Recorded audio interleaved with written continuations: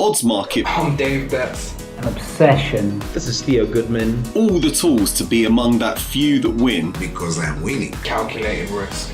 I'm Stuart from Tipster HQ. My name's Jay Paglia. Taking the best prices in the market. Hey guys, it's Ardial. Some call it gambling. Here to bring you the best political betting tips. It's the booming industry of professional gaming. Odds Market, Sports Bet Daily. Bankroll management. Over at Odds Market. Oddsmarket.com. We are Odds Market. Watch us. Christian, welcome to the show. Thank you for having me. How are you? I am very well indeed. Now, very quickly, you also have a podcast of your own, because when we were doing the test with you and everything, I was like, this guy, because a lot of guys that come on do video for the first time are a little bit nervous, but I wouldn't say that about you. You're quite confident. Well, I will. How about this? I give off the illusion that I'm quite confident, but inside I am going a mile a minute. Well, you pull it off very well, I have to say. All right, so we've got a few questions here that we'll get to. Actually, very quickly as well, if people want to follow your podcast, you post it all. It's All American CFC. Is that right? My Twitter handle, which you can go there and find everything you want to. My Twitter handle directs you to everything you want to go. All American CFC. My podcast is on every single podcasting platform: iTunes, Google, Spotify, anywhere you can find a podcast, with the exception of SoundCloud and YouTube. You can find it. All American Chelsea podcast. Mm-hmm. I'm still. I just recently launched my YouTube channel, but I'm taking it baby steps at a time.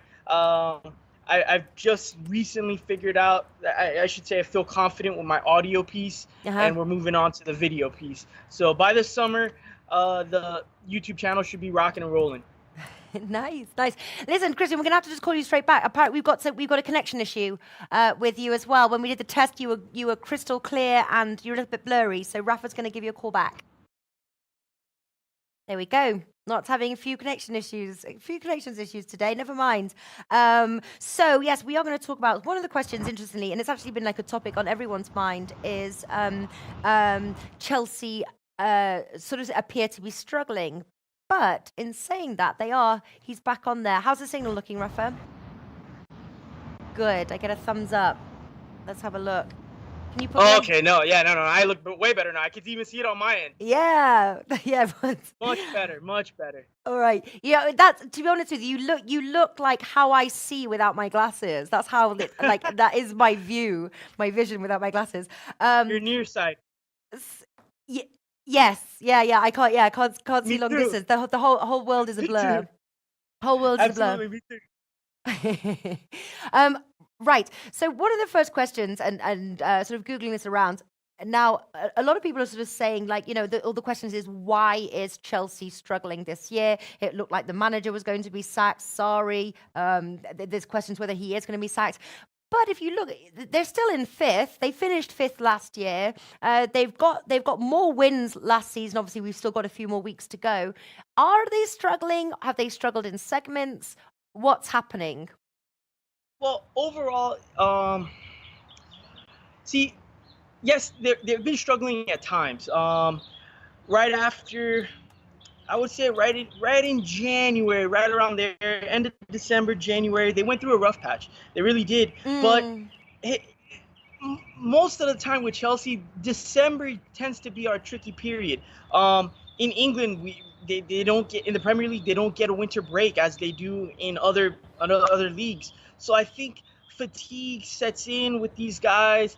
We're coming off of a World Cup summer. So these guys like Eden Hazard and N'Golo Kante, Olivier Giroud, they've played a ton of games. We had Cesar Azpilicueta played. It felt like he played every game for the last 5 seasons in a row. There's fatigue issues. You had also Maurizio Sarri. He was announced. He only had 6 weeks to work with half of the squad. Yeah. So it was just a lot of factors, a lot of variables that went into, I believe, our rough patch. And overall, we've come out of it. Like last weekend, what was it? On Sunday when we played Cardiff. Yeah. We had a lucky moment that I don't know if you saw this, but they on Monday Night Football, they went into a VR view and the linesman was blocked. Couldn't see the pro was blocking his view. So things like that have helped us out. Like we've gotten lucky, and so I at times we've had rough patches and then luck goes our way. Nice. It's just one of those things. Yeah. Well, obviously, one of the sort of situations obviously has been the transfer ban. Do you think that they will be able to delay it and sign anyone in the summer? And if so, who would you think that they need to sign? Well, we'll find out April 11th. April 11th, there is a meeting between Chelsea and FIFA that, fingers crossed, I mean, best case scenario, FIFA drops the ban. Most likely scenario, hopefully they postpone it. They did it there's precedence for it. They did it for Atletico Madrid. They did it for Barcelona. I believe there was a situation where even Real Madrid had a postponing of the ban. There's other clubs that have had just a postponing of the ban where we do get the summer. If we get the summer, we're definitely going to be looking for a striker. Absolutely, we need a striker. Our striker situation has been a disaster ever since Diego Costa left us.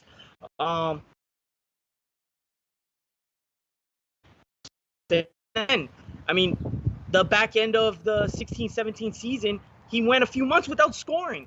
In the 14-15 season, he shot off like a rocket, and when we won the title, and he scored us 20 goals before December, and then he went quiet on the back end of the season. So, I mean, we really hadn't had a reliable striker since Didier Drogba. Guys like Fernando Torres, Morata. So we're definitely going to be looking up to shore up the striker position. We have Christian Pulisic that's going to help us out on the right wing, but we also need right wing help. Outside of that, we need help out on our left back and our right back. But outside of that, we really, in my opinion, we don't need to spend much money everywhere. We need to buy right in of just, two positions, really. And then after that, maybe a couple squad players, but we really don't need to buy too much. Now, if we do get the ban, we have guys like we would be looking at, I'm sure they would recall Morata. We have that's playing at Atletico Madrid, and even then, I mean, he leaves a lot to be desired. We have Tammy Abraham playing for Aston Villa in the Championship, because their colors are very similar. I always get their names confused. We have Tammy Abraham playing in Aston Villa. We have Timmy Bakayoko playing at AC Milan. That he's doing fantastic over there. We have Kurt Zouma, that's playing for Everton. He's playing well for Everton. So we have guys that, if we get a ban, that are out on loan that we can recall and come back. We have Reece James. James is a youngster. He plays in the Championship right now for Wigan. He's somebody that we don't need to buy a starting right back. He plays right back. We don't need to buy a starting right back. We can go ahead with Cesar Azpilicueta and have Reece James come in, because right now Reece James, I'm telling you guys, Reece James, the same along with Callum Hudson-Odoi. We all know Callum Hudson-Odoi's name because of Bayern Munich's interest in him. Reece, that we will know, everyone will know in the Premier League. If his talent, if he continues to progress, he's right now tearing it up, lighting the Championship on fire at 18 years old. Hopefully he comes in. Articles have already started coming out that Chelsea is looking to promote him into the senior squad next season. But if he's somebody that we can absolutely lock up that right back position, and we don't have to buy him. He's right there. That's the frustrating thing with Chelsea. We've had an article came out. No, I shouldn't say an article, but a Twitter thread came out by a good friend of mine, Alex McGovern, and let me just give you some numbers. Over the last 4 years, Chelsea has spent £693.3 million, right? Out of that amount of money, we've had 3 guys come in that have been contributors: Pedro, N'Golo Kante, and Ethan Ampadu. we've had 8 okay signings and 17 busts. In comparison, at the same time, you've had Man City has spent £734.74 million. They've had 13 successful buys, 3 busts in that time. You have Liverpool 1 year ago, in the January transfer window, they sold their best player, Coutinho, for £150 million. Didn't miss a beat.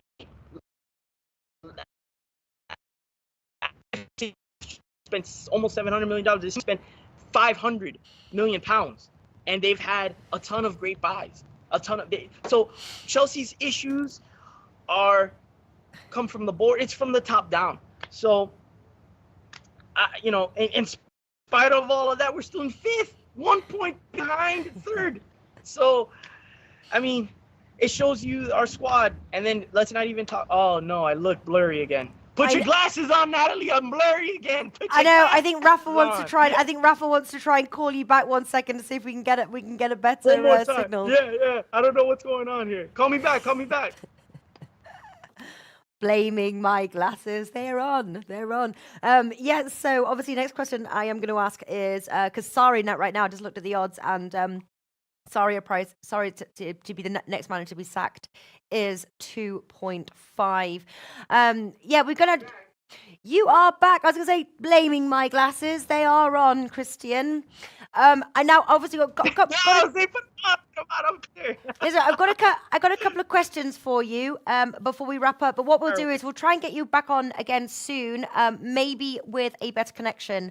Maybe inside with an Ethernet cable or something like that. Absolutely. Yep. Rafa's giving me a thumbs up on that one. But listen, I've got a few questions that I must ask before I let you go. Okay, so we're called Sportsbet Daily. Could be us. Oh, could be us too, apparently, Rafa says. Okay. Well, we had problems with Adam as well, didn't we? So we can't, yeah.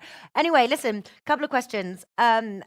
Obviously, the name of this show is Sports Bet Daily. Now, as you are a Chelsea fan, you are not a tipster, and but I'm gonna ask some questions. So Sarri has got the shortest odds to be the manager to be the next sacked in the Premier League. His odds are 2.5. So, do you think that he will be the next manager to leave post? Is his position secure in Chelsea? Should we look to backing Sarri to be the next manager sacked? This is a very tough question. I'm not gonna lie.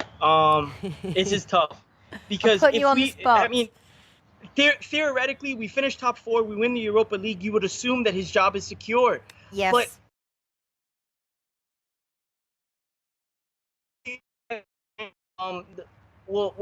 will be a very big deciding factor because if we get a transfer ban, Sarri's gonna have to work with his current squad and the youth. And he has had a track record, especially even with this year, that he doesn't necessarily look with Callum Hudson-Odoi. He hasn't really been treated the youth well, so it's gonna be tough. I personally, I believe. I want him there, and I believe he will be there at the start of the season. Now, how long after that, your guess is as good as mine. All right. No, that's a good answer. Now, obviously, there's another market here which you can bet. Premier League top four finish.